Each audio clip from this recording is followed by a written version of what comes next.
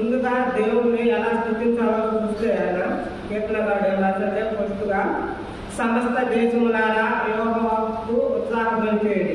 ఆయన సమస్త దేశాలకి చెబుతా ఉన్నాడు. ఎందుకంటే ఆయన సర్వ సృష్టికర్త కాబట్టి అందరూ ఆయన స్థుతించాలి కాబట్టి ఆయన తెలియపరుస్తూ ఉన్నాడు.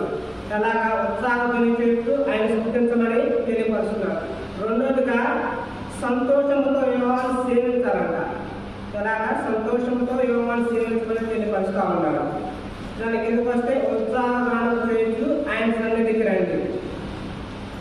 ఉత్సాహగానం చేసి ఆయన సన్నిధికి వచ్చి ఆయన స్థుతించమని కీర్తనకారుడు చెబుతాడు.